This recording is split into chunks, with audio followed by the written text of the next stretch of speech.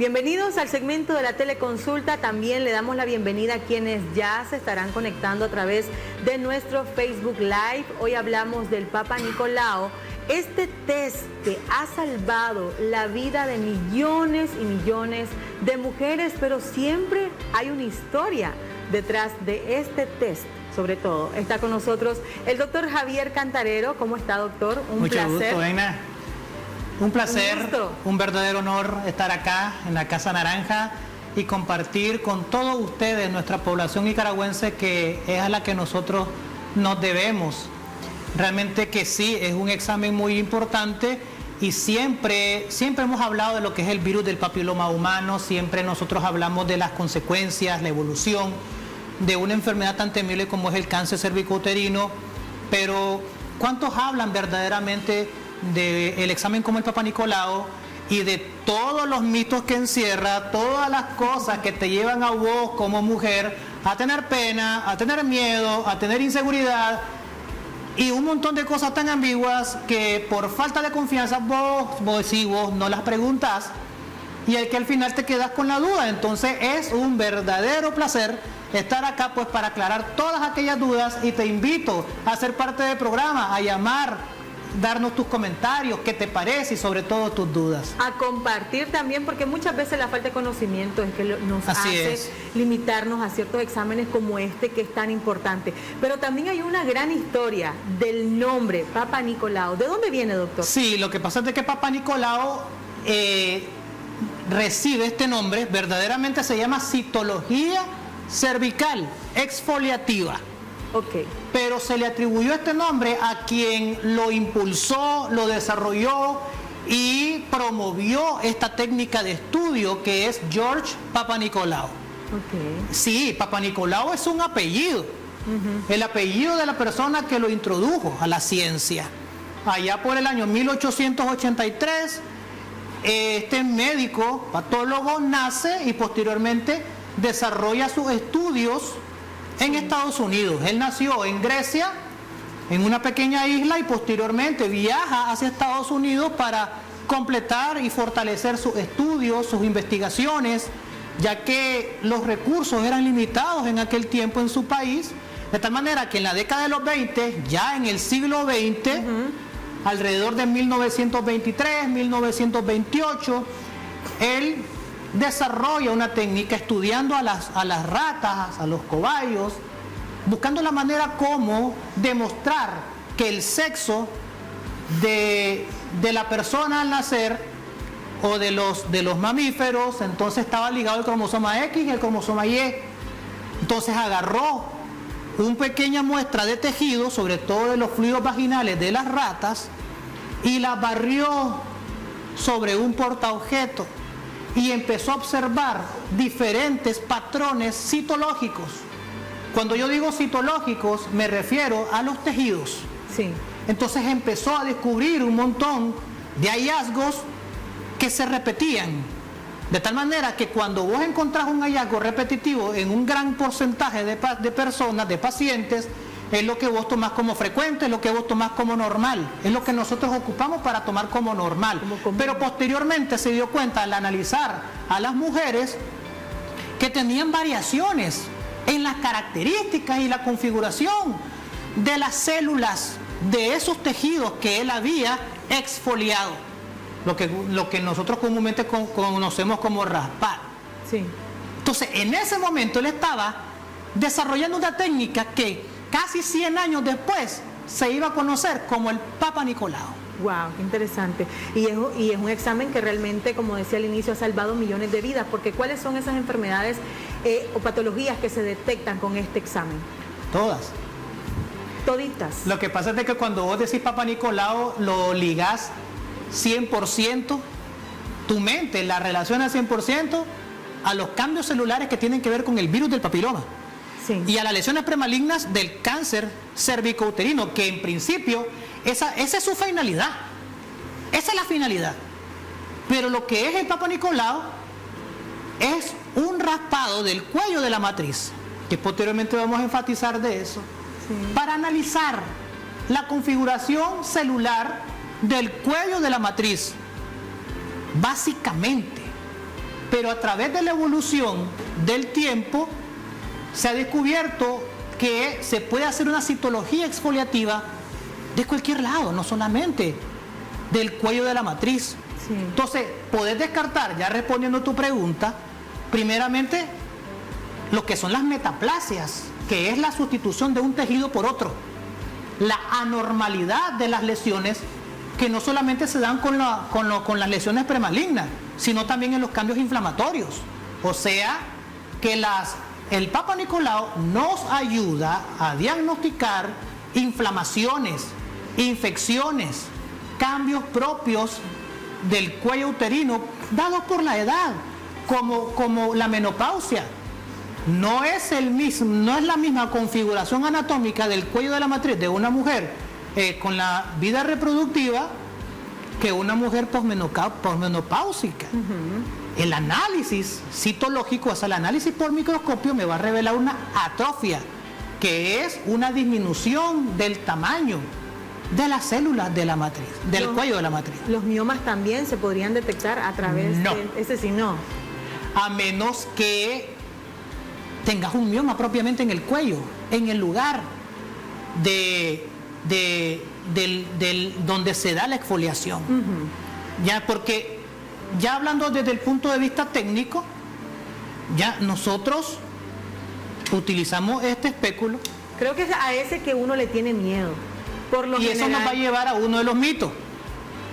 ¿Sabías por qué vos no le tenés miedo al Papa Nicolau? ¿Le tenés miedo a esto? ¿Sabes qué es esto? Al patito. A la breboca, le digo yo. Porque en la manera como sea tu experiencia con este señorito, va a ser la manera en que vos tengas un determinado sentimiento hacia el examen ginecológico, que puede ser un sentimiento de aceptación o puede ser un sentimiento de rechazo. Sí. No solo al Papa Nicolau, sino también a la revisión ginecológica. Sí, es que es una parte, digamos, muy íntima, entonces uno siente que lo están invadiendo. Primero el trauma de poder desnudarte y mostrar tu intimidad ante una persona que apenas conoces. Exacto. Que te brinda confianza y seguridad por el hecho que vos sabes que es un profesional, por el hecho que es un ginecólogo, una persona de ciencia, pero muchas veces vos pensás, antes de ser médico es hombre. Sí. Y si es una mujer que estará pensando que soy una chancha, que no me bañé, que esto y lo otro, que no eché desodorante, que... Y aparte de que hay quienes dicen, es como la inyección, hay quienes tienen la mano más fuerte que otra y la manera a veces viene, acuéstese ahí. Sí, son muy bruscas. Eso se llama, eso es violencia también, se ha dado violencia. Sí, como hay la violencia obstétrica también. La violencia obstétrica, que la violencia empieza desde la manera en que yo te veo. Desde la manera que yo te digo, ¿cómo se llama? Desde la manera en que si te veo o no te veo los ojos mientras te estoy abordando. La confianza y la seguridad de la paciente se cultiva desde la manera en que yo te veo cuando entras al consultorio. Desde la manera en que yo te abordo, te platico. De esa manera te preparo para este momento. Oye, y unas pueden ser más sensibles que otras. Exacto, es que lo son. O sea, es que lo son más sensibles que otras. Entonces, el Papa Nicolau no duele, mujeres. El Papa Nicolau molesta. Sí, es molesto. Y cuando digo Papa Nicolau es la prueba, la recolección en sí. ¿Ya? Yo humedezco este aparato con un lubricante, lo doblo, respire profundo.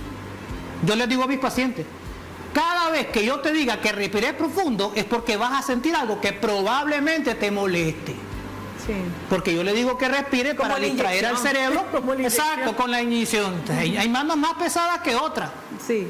Hay pacientes que me han dicho, hay pacientes que no me han dicho. Entonces yo tengo que desarrollar la mejor técnica posible y lo doblo, porque si vos sabés muy bien, el introito vaginal es sagital, o sea, perpendicular. Yo alineo el espéculo con el canal, con la entrada vaginal, y mientras voy introduciendo, voy restituyendo el espéculo, y la segunda vez que le digo que respire profundo es cuando voy a hacer esto. Abrir. Entonces, yo cuando hago esto, tengo que ver el cuello de tu matriz por ese conducto. Y posteriormente, ya sea con un cepillo o con un hisopo como este, voy a tomar de manera sutil una muestra de la parte interna del cuello. Y posteriormente, con una espátula que puede venir en el equipo citológico o independiente como esta, hago un raspadito de la parte externa o exocervix como esto. Y eso va a determinar o va a dar respuesta a otro mito que les voy a decir después. Hago un raspado, o sea, una exfoliación de la parte externa, de la punta. ¿Es incómodo? De la punta, eso no es incómodo. ¿Duele? Eso no duele. Ahora, podés experimentar un poco si de... hay infección. Exacto. Podés experimentar un poco de molestia más que otras si tenés inflamado el cuello, si tenés una úlcera, sí. Pero no es una molestia que... Para alguien sano que quiera hacerse un chequeo de rutina. No es algo que te va a hacer saltar de la cama. Y posteriormente, cuando nosotros tenemos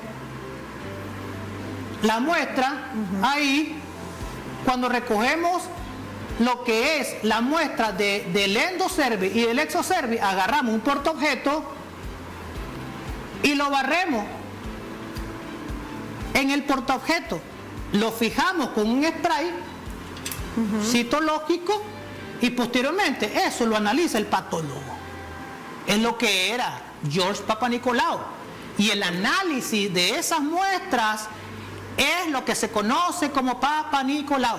Muy bien, ¿cuánto dura este procedimiento? Alrededor de unos 10, 15 minutos lo más, tomando en cuenta la revisión ginecológica, porque yo no voy a hacer un Papanicolaou, voy a retirar el espéculo y ahí te voy a dejar. Yo tengo que revisar, porque el Papanicolaou comienza desde que yo te veo el cuello.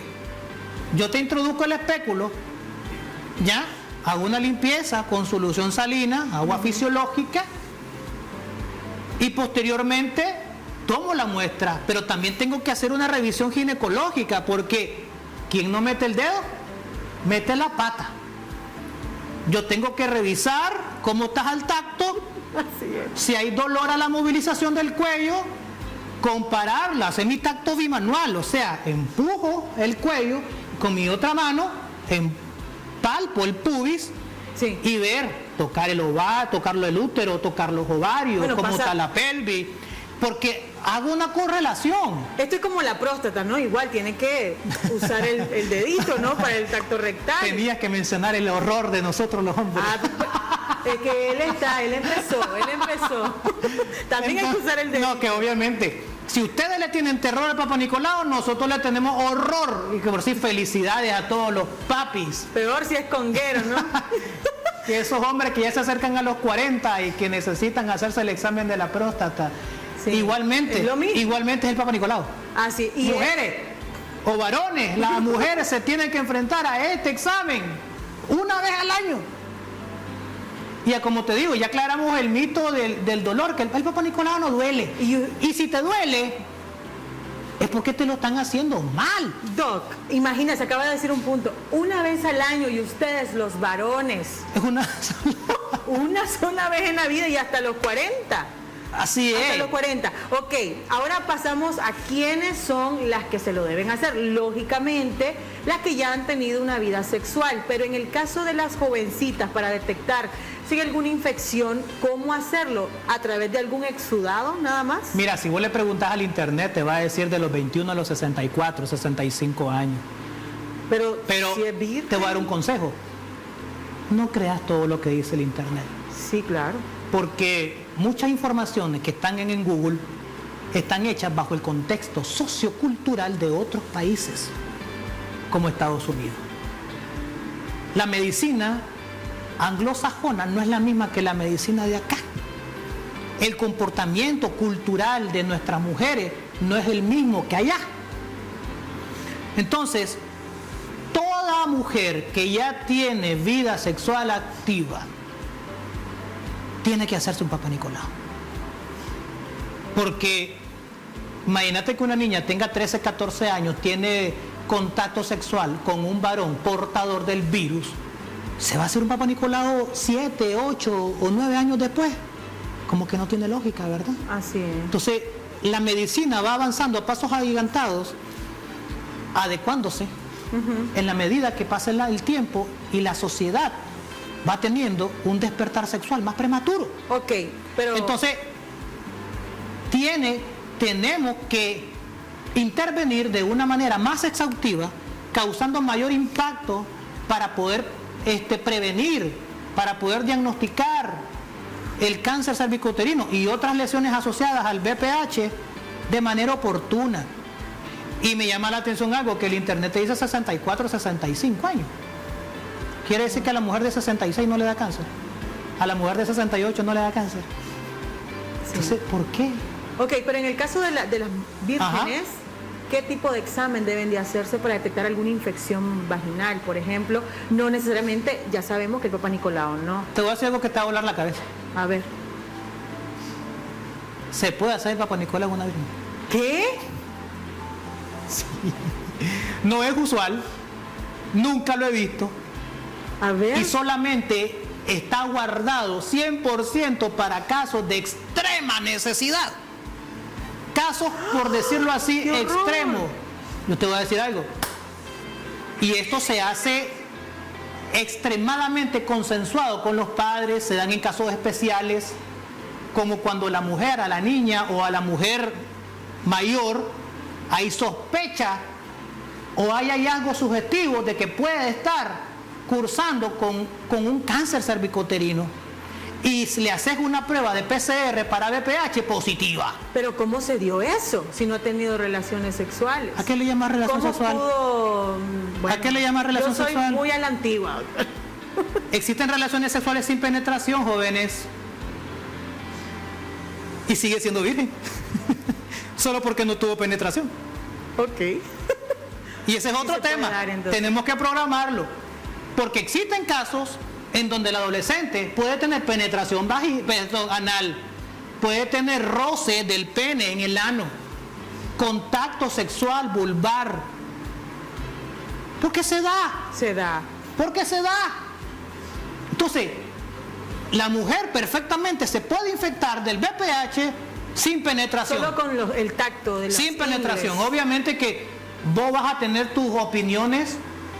La sociedad va a tener la diversidad de puntos de vista. Y sí, pienso como vos. La virginidad no se limita a una penetración vaginal. Así es. Antes de irnos a una pausa, doctor, me disculpa, vamos a contestar una pregunta. Pero, bueno, pero te voy a aclarar porque ahorita para que salgan del shock. Ok, ajá. Esto aparecen muchos tamaños. ¿Sí? ¿Cómo se hace entonces? En un dado caso extremo. Ojo, yo como en mi práctica clínica nunca lo he visto que sea en una paciente que no haya sido penetrada. Se hace lo más minuciosamente posible con un espéculo ultra delgado que pueda traspasar el introito sin desgarrarlo. Wow. Y poder ver el cuello de la matriz y tomar una muestra de tejido. Pero como te digo, todo va a depender lo que tengas en la cabecita por virginidad. Y de la práctica del por médico virginidad, también. porque la virginidad se lleva aquí. Yo digo, nunca lo he visto, gracias a Dios, pero sí está descrito, vos lo buscas en internet y sí está descrito en las mujeres que no han tenido penetración. Prefiero llamarlo así. Clase dato el de hoy. Porque relación sexual, mujeres, siglo XXI, relación sexual puede estar con penetración vaginal o sin penetración vaginal. Ok, abstinencia, señores, abstinencia. Antes de irnos a un corte, yo tuve una mala experiencia, nos dice acá Shan Céspedes, con una joven médico que me introdujo 2 veces el espéculo y me lastimó, y luego dijo que era muy pequeño, que iba a introducir otro más grande. Estábamos hablando de las malas praxis, de las personas que realmente no tienen como ese tacto, ¿no? Y ella pues lamentablemente tuvo esta mala experiencia. Lastimosamente, cuando uno está empezando, el Papa Nicolau es como tocar guitarra, mujeres. Tenés que ir perfeccionando la técnica. Y por más sutil que vos seas, a veces no podés evitar lastimar a la persona. Hay vaginas que son más redundantes que otras. ¿A qué quiero decir? Sobre todo las pacientes rellenitas, en donde el canal vaginal está lleno de grasa, vos introducís un espéculo y a veces la vagina, la mucosa vaginal se te prolapsa por acá, vos abrís y no te deja ver. No, a mí me ha pasado, por más que introduzco, acomodo, no logro ver el cuello, entonces me tengo que ir más posterior, porque el cuello de la vagina es tristito, está mirando hacia abajo todo deprimido. Así es, porque la entrada de la vagina es hacia abajo, no es recto como pensamos. Y la orientación del cuello también es hacia abajo, formás una vez, entonces el espéculo lo tenés que introducir hacia abajo. Si lo introducís, para los estudiantes, si lo introducís rectamente, vas a lastimar a la mujer y vas a quedar encima del cuello. Tenés que entrar hacia abajo para que te encontres el cuello y al momento de restituir el espéculo, de abrirlo, lo atrapas aquí. Pero muchas veces hay pacientes de pacientes. Vos calculás más o menos el tamaño de la mujer. Introducís un espéculo más pequeño y lo peor que podés hacer es empezar a manoviar. Y ahí lastimás a la mujer. Así es. Lo único que podés hacer es pedirle disculpas, explicarle que tenés una situación, una razón de fuerza mayor y vas a tener que volver a introducir el espéculo, como la mujer que no le encuentra las venas a la paciente. Sí, sí. Lastimosamente. ¿Qué es lo mejor que podés hacer ahí?